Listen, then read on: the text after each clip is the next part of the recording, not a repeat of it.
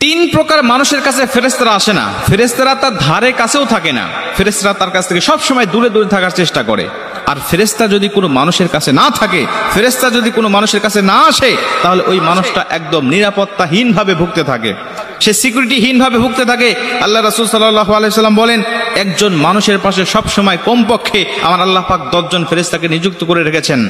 এরা তার বিপদ আপদ বালা মুসিবত সব সময় তাকে সিকিউরিটি দিয়ে থাকে, সমস্ত সময় তাকে ভালো বিষয়গুলো তাকে সাজেস্ট করতে থাকে, তার ব্রেনের মধ্যে দিমাগের মধ্যে উদয় করতে থাকে। সে যদি চিন্তাশীল হয়, সে যদি আল্লাহওয়ালা হয়, তাহলে এইভাবে সে চলতে থাকে। আর যদি সে শয়তানের ধোঁকায় পড়ে বোকা হয়ে সে নিজের ইচ্ছা মতো নিজের নফসের কথা শুনে যদি চলতে থাকে, তাহলে সে হলো দুর্ভাগা, সে হলো কপালপুরা। খুব মনোযোগ দিয়ে শোনেন, ফেরেশতাদের মানুষের অনেক দরকার। একটা মানুষের কাছে রহমতের ফেরেশতা যে কত দরকার। আপনার যদি মরণ এসে যায়, মরণের সময় হয়ে যায়, আর ওই সময় যদি রহমতের ফেরেশতা আপনার পাশে না থাকে, আপনার মরণটা ইমানের নসিবে হওয়া বড় কষ্টকর হয়ে যাবে। কারণ বিভিন্ন মরণের সময় বিভিন্ন শয়তান, বিভিন্ন বদ আত্মারা এসে আপনাকে এমনভাবে ধোঁকা দিতে থাকবে যেন আপনার ইমানটা নষ্ট করে ফেলবে। আর মরণের সময় যদি আপনার ইমান নিয়ে মৃত্যুবরণ না করতে পারেন, তাহলে এই জীবনটা আপনার সার্থক নয়, আপনি হলেন বিফল, আপনার সফলতা আপনি অর্জন করতে পারেন নাই। মুসলমান ভাইরা আমার, এই জন্য আল্লাহ নবী বলে দিয়েছেন, সব সময় তোমরা এই তিনটা কাজ থেকে বিরত থাকবা।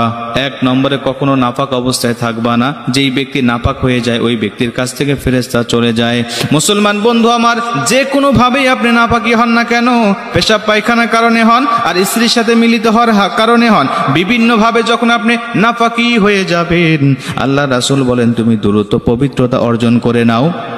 কারণ যখন তুমি নাপাকি হয়ে গেলে, তোমার কাছ থেকে ফেরেশতারা দূরে চলে গেল, নাপাক জায়গা ফেরেশতারা থাকে না। তুমি যখন নাপাকি হয়ে গেলে, সঙ্গে সঙ্গে তুমি পবিত্রতা অর্জন করে নাও।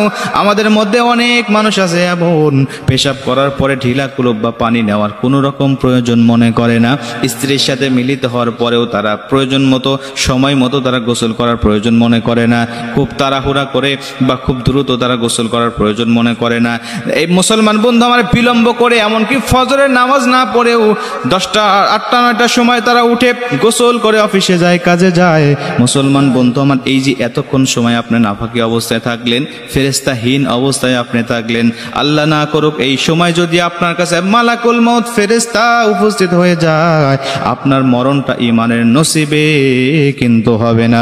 জোরে কোন নাউজুবিল্লাহ। এই অবস্থায় যদি মৃত্যু হয়, তাহলে ইমানের হালতে আপনার মৃত্যুটা হবে না।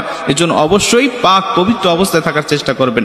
2 নম্বরে আল্লাহ রাসূল সাল্লাল্লাহু আলাইহি সাল্লাম বলেন, নেশা দ্রব্য যারা পান করে, নেশা দ্রব্য যারা খায়, ইন্নামাল খামরু ওয়াল মাইসির রিজসুম মিন আমালিশ শাইতান, যারা নেশা দ্রব্য খায় এরা হলো নাপাকি খায়। এই নাপাক যারা খায় বা নাপাকি যারা হয়ে যায়, এই নেশা দ্রব্য যারা খায়, এদের কাছেও ফেরেশতারা আসে না, ফেরেশতারা দূরে চলে যায়, আর শয়তান তাদের কাছে থাকে। রিজসুম মিন আমালিশ শাইতান, এটা হলো শয়তানের কাজ এবং শয়তানরা সেখানে থাকে। নেশাদ্রব্য, একটা কথা মনে রাখবেন, আমরা অনেকেই ধূমপান করে থাকেন। আপনারা ধূমপান করে অনেকেই নিজেকে সঠিক প্রমাণ করার জন্য বিভিন্ন যুক্তিতর্ক আপনারা দেন। আল্লাহ রাসূল সাল্লাল্লাহু আলাইহি সাল্লাম বলেছেন, তোমরা পেঁয়াজ খেয়েও মসজিদের ধারে কাছে যেও না। কেন? পেঁয়াজ খাইলে দুর্গন্ধ হয়, এই দুর্গন্ধে